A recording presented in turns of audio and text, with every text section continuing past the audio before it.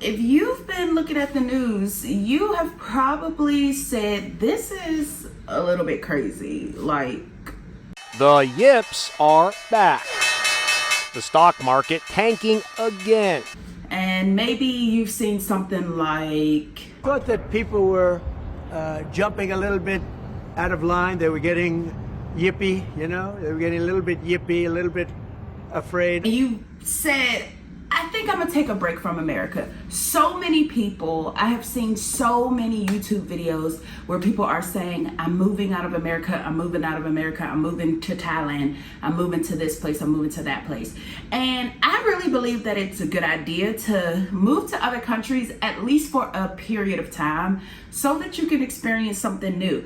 Other people are moving for other reasons. Other people have their reasons for moving. But let me give you some tips if you are thinking about moving out of America, what you could do for a job, how you can find a job, what can be done to help you move.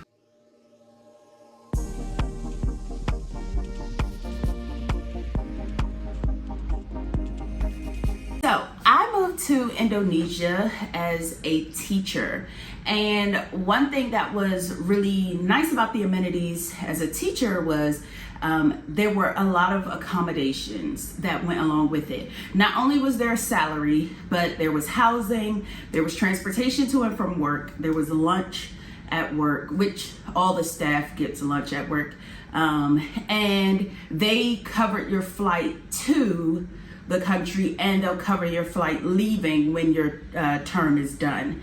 It is a contracted position, and it is something that is used to build unity among the countries. I am an English teacher. I teach at an international school. A lot of teaching positions in other countries do the same thing. I have friends that were teachers and educators, or part of their education system in China, in their international schools. They got paid, they got housing, they got transportation. So a lot of the places do this. A few other places that are looking for English teachers and they provide these accommodations are Japan, South Korea, Qatar, and Dubai. I have a friend who, she lived in Qatar, but she worked in Dubai. And so these are places that if you're already a teacher, especially if you're an English teacher or a grade teacher, because I was a high school English teacher before moving here, but I had my degree in elementary education, and so I ended up going back down to elementary education. If that is something that you are interested in doing, that is a great way to do it. It can be something that you do for 2 years because that's the original contract, and they'll usually extend it for you, okay? And so I definitely think that if it's something that's been on your heart and on your mind, try it, okay? Other jobs that you can do, honestly, anything you can do where you are now, you can probably do in another country. Now, I will say, I will put a caution out there.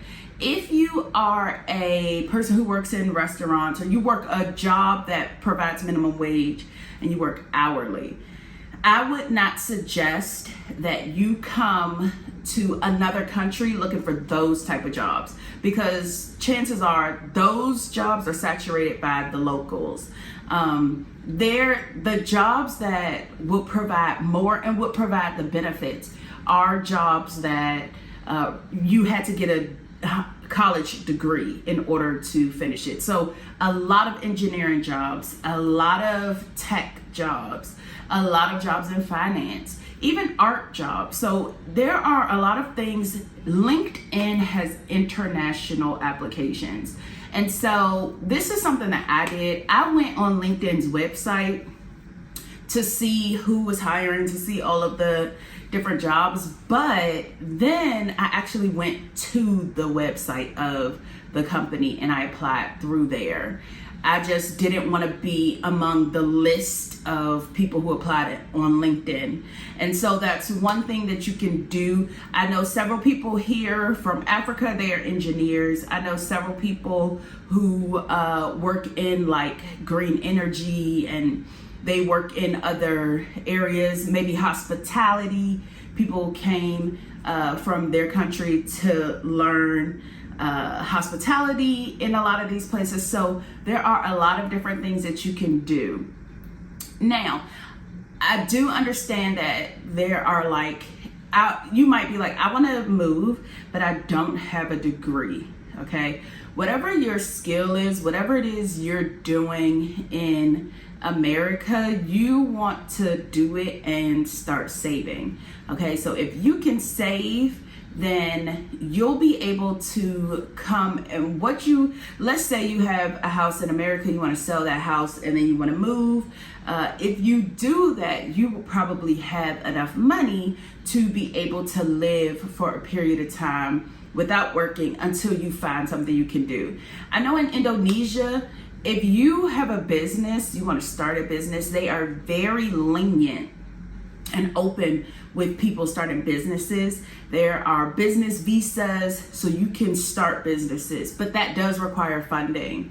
And so I think that if you have an online business, sorry for being scatterbrained, but if you have an online business, then that is a better chance for you. It's better for you if you have products that are online. It's even better if you have online products that are selling well in America.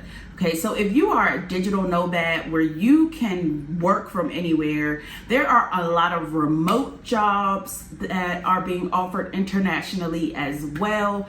If you are a person who works a job where it doesn't matter where you are, I would definitely consider moving to another country that has a lower value in money to the dollar, so that your money that you're getting can go further. Okay, so I've been to like 13 different countries, and there are a few countries where I could live, I feel like I would live there because of like how life is.